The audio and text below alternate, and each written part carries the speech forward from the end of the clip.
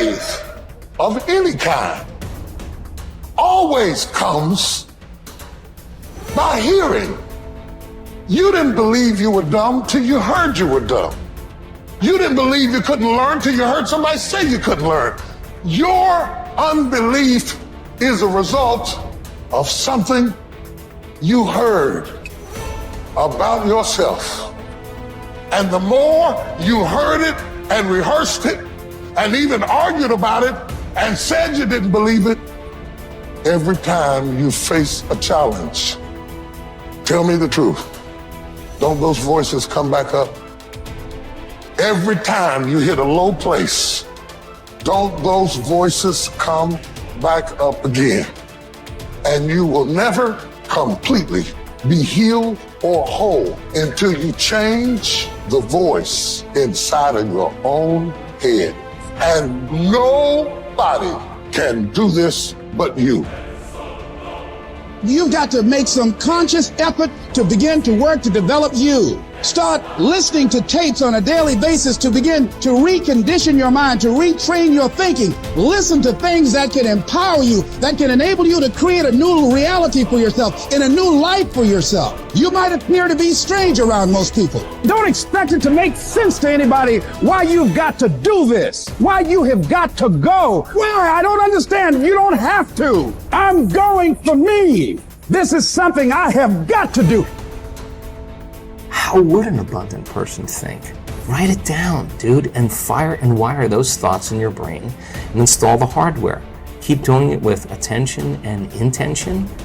It becomes the new voice in your head. It becomes a software program. And before you reach for your cell phone and start scrolling through your social media, close your eyes and rehearse in your mind how that person would walk, how they would breathe, how they would smile, how they would greet people, how they would be on Zoom calls, how would they be in traffic, how would they be at dinner.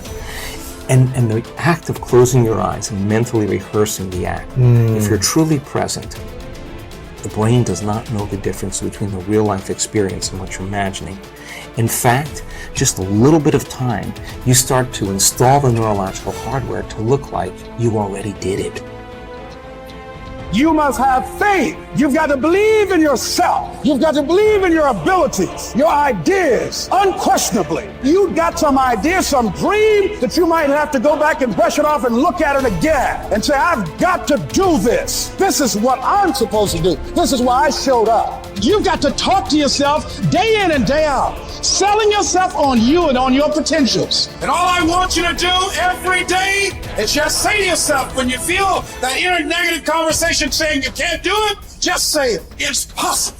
Other people have done it, then we can do it. We fail a lot of times. Well, a lot of other folks fail, and eventually they came back and they succeeded. So it's possible we can have what we want, and it's necessary. We get negative, do-nothing people out of our lives. It's necessary. We never stop learning and growing and developing ourselves. It's necessary that we never give up. Whatever we have to do, it's worth it.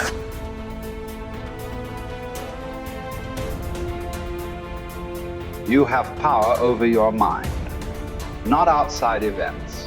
Realize this and you will find strength. When you arise in the morning, think of what a privilege it is to be alive, to think, to enjoy, to love. The soul of a man harms itself, first and foremost, when it becomes, as far as it can, a separate growth, a sort of tumor on the universe. Because to resent anything that happens is to separate oneself in revolt from nature, which holds in collective embrace the particular natures of all other things. Yes, keep on degrading yourself, soul. But soon your chance at dignity will be gone. Everyone gets one life. Yours is almost used up, and instead of treating yourself with respect, you have entrusted your own happiness to the souls of others. Everything of the body is a river. Everything of the soul is dream and vapor. Life is war and the abode of a stranger. The only fame after death is oblivion. Forget everything else. Keep hold of this alone and remember it. Each of us lives only now, this brief instant. The rest has been lived already or is impossible to see. The span we live is small. small as the corner of the earth in which we live it, small as even the greatest renown, passed from mouth to mouth by short-lived stick figures, ignorant alike of themselves and those long dead. It's the programs in the first 7 years of your life that actually started in the last trimester before you were born. The fetus is already learning. I go, these programs downloaded in the first 7 years control the character of your life.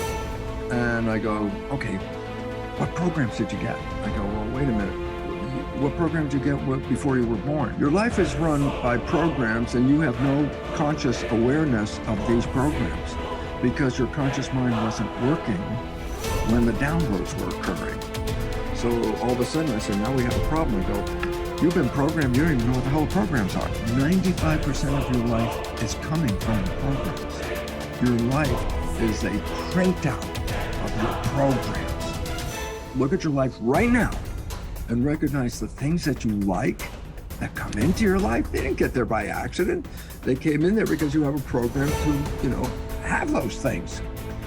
The things that you wish or desire, but you have to work hard, sweat over it, put effort into it. Why are you working so hard? And the answer is, whatever program you downloaded doesn't support that. And you're trying to override the program with the conscious mind. And I go, well, here's the problem. The conscious mind only working 5%, the program 95%. That's one problem right there, mathematically, that's a problem. Let me give you another mathematical. The subconscious is 1,000,000 times more powerfully computed than the conscious mind. So I say, now do the math. How effective is your conscious mind at overriding the subconscious? I say it works 5% of the time with a miniature computer. And I go, wow, that's your problem. I go, the only way you can override the program is not play the program, and that's when we said stay mindful. And then we then said, well, that's going to be difficult because we have to think. So there's only one way out. Reprogram the subconscious mind.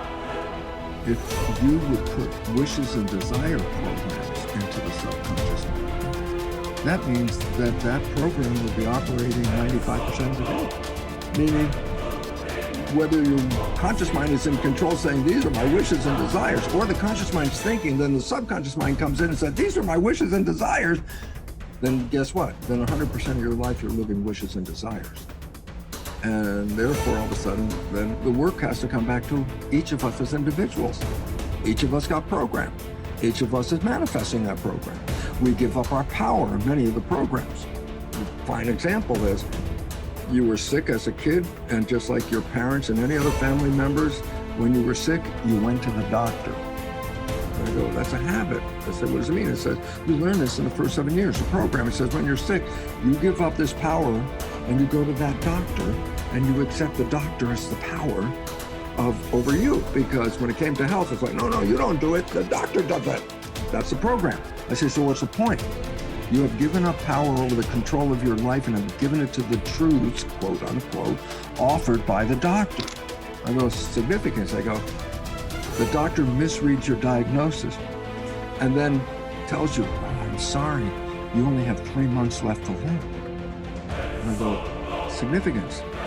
95% of the day, the program says the doctor is the correct one, the truth. What do I know? The doctor knows. What do I know? So 95% of the day, then your belief system is going to do what?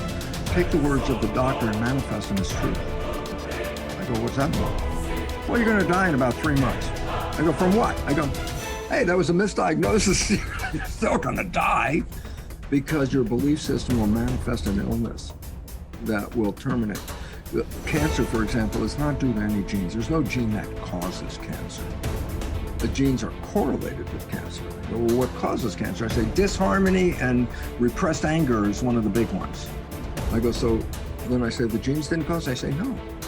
So I say, then what caused it? I say my consciousness.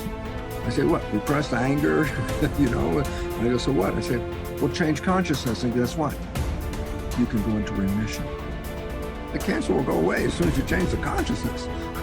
And all of a sudden it's like, I thought I was a victim of the genes. I said, that's a program. And that is totally incorrect. Because as quantum physics says, consciousness is creating our life experiences. And as the new biology, which I'm familiar with, called epigenetics, is how consciousness controls the genetics. And all of a sudden I say, oh, well then biology and quantum physics now share the same story. Yeah, you're creating this. And then the idea is that if you look at the creation and you're not happy with it, don't go out and blame the creation, because you never saw that you were participating in a way invisible to you that led to this expression. If you want to change it, you have to change you, and then the environment will change.